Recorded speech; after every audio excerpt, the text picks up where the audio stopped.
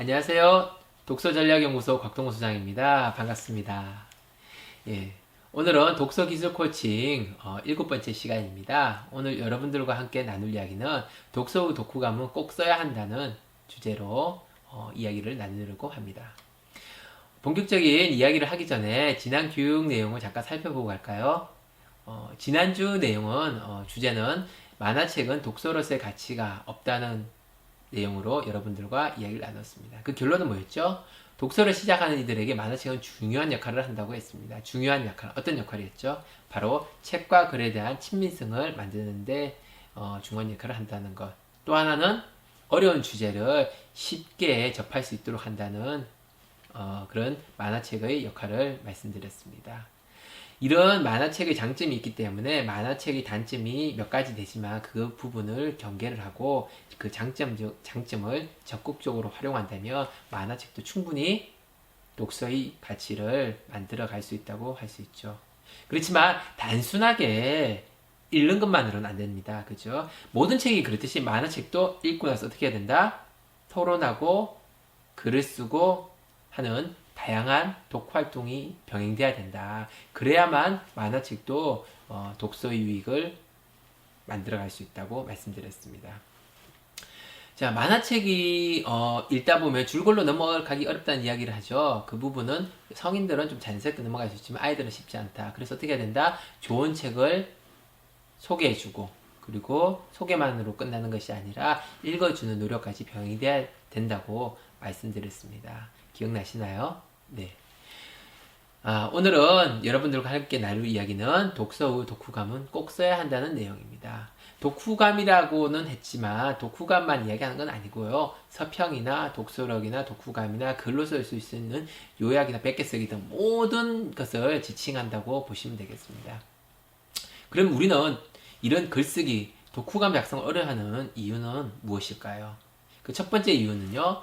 독후감 작성법을 제대로 배운 적이 없습니다. 국어 시간 또는 뭐 기타 여러 가지 어떤 강좌나 책이나 뭐 여러 가지 매체를 통해서 독후감을 쓰는 방법을 배우긴 했습니다. 어떻게 쓰죠? 내용을 조금 요약하고 그리고 자신의 느낌과 생각을 쓰는 거죠. 이 정도가 다입니다. 그죠? 그것보다 더 구체적으로 배우신 분들도 있긴 합니다. 그렇지만 보편적으로 이런 이야기를 하죠. 예. 두 번째는 글쓰기에 익숙하지 않죠. 예전에 우리 같은 경우는 일기도 쓰고 판서도 하고 그리고 여러 가지 글쓰기 기회가 많았습니다. 근데 요즘은 칠판에 대한 판서도 베끼질 않아요. 학생들이 잘. 그리고 일기도 잘 쓰지 않고요. 더더욱 글쓰기 할 기회조차가 줄어들고 있죠. 그렇다 보니까 글쓰기 자체가 불편한 겁니다. 마지막으로 세 번째는 인지단계, 사고단계 작동이 제한되는 경우입니다. 우리가 아까 그 독후감을 쓸 때 어떻게 써야 된다 그랬죠? 내용을 요약하고 그리고 자기 느낌과 생각을 전달했습니다. 내용을 요약하기 위해서는 무엇이 필요하다? 바로 책의 내용을 파악을 해야지 내용을 요약할 수 있겠죠. 근데 인지 단계, 즉 책의 내용을 파악할 수 있는 그런 단계가 잘 작동하지 않기 때문에 이런 책의 내용을 요약할 수가 없는 거죠. 그리고 사고 단계는요.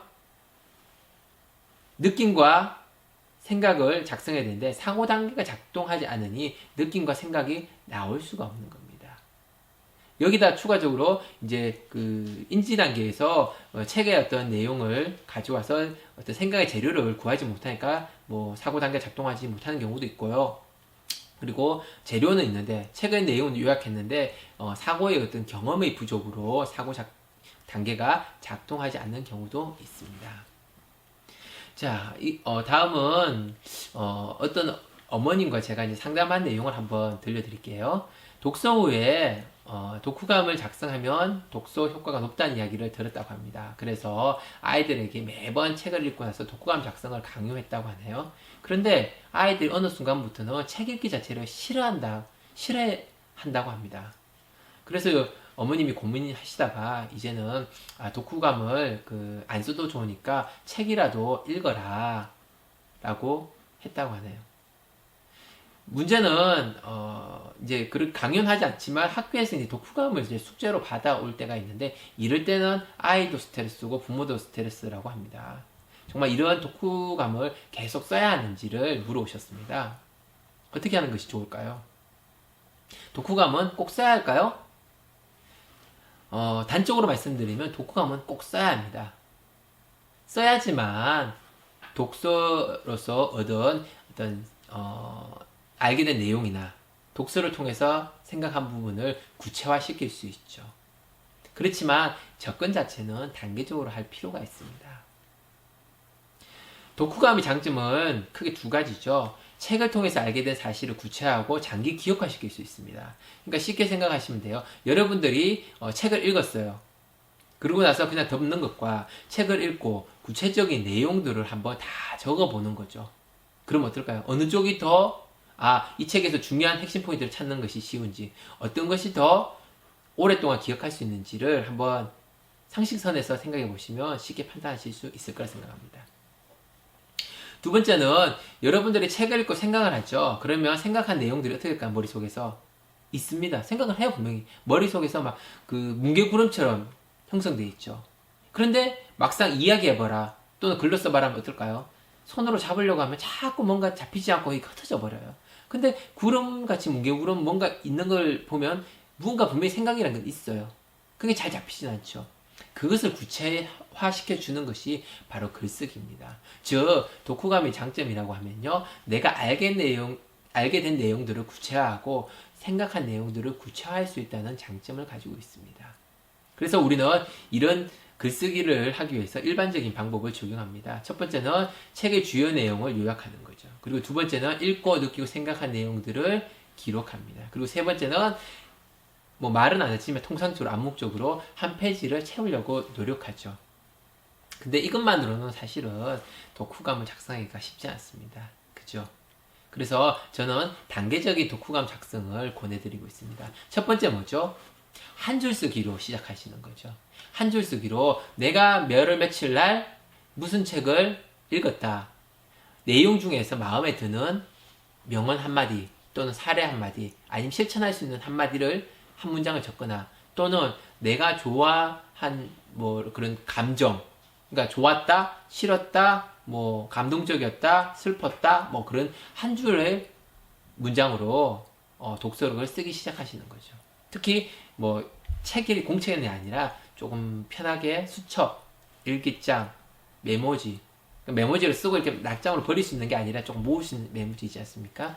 그런 것으로서 시작하는 것이 먼저입니다.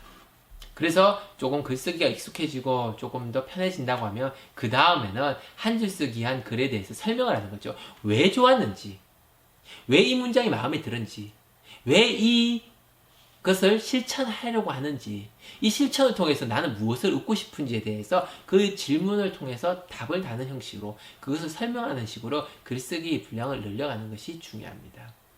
그래서 책 내용도 중요하고 분명히 느낌과 생각도 중요하죠.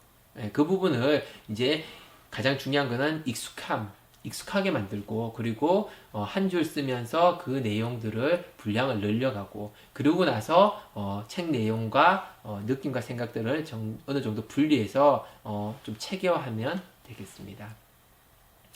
옆에서 보면 인지적 사고, 창의적 사고가 있죠. 우리가 쉽게 생각하면 책의 내용을 제대로 파악해서 작성하는 것은 인지적 사고라고 하고요. 그리고 그것을 재료로 내가 다양한 생각들과 융합해서 무언가 새로운 이야기를 풀어낼 수 있는 것을 창의적 사고라 하죠.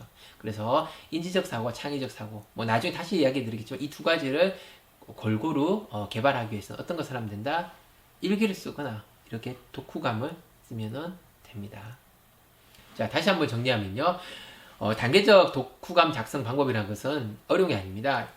독서로 글쓰기에 대한 익숙함을 먼저 만드시고요. 그 다음에 어느 정도 글쓰기 양을 조금씩 한 줄에서부터 시작해 조금씩 늘려가시는 거고요. 그 다음에 이제는 이 쓴 글에 대해서 질적인 부분을 클리어를 하시면 되겠습니다. 처음부터 질적인 부분을 따지면서 한 페이지 쓴다. 누구나 다 부담스러운 일일 수밖에 없는 거죠.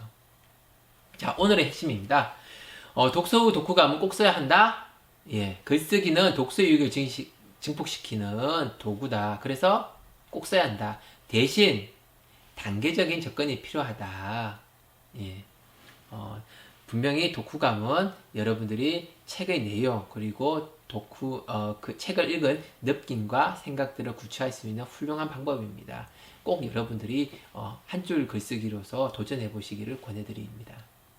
자, 오늘은 여기까지 하고요. 다음 시간에는요, 독서의 오해 진실이 계속되겠죠? 그 주제는 독서가 창의적 인재를 만든다입니다. 다음 시간에도 여러분들께 더 유익한 내용으로 찾아뵐 수 있도록 하겠습니다. 수고하셨습니다.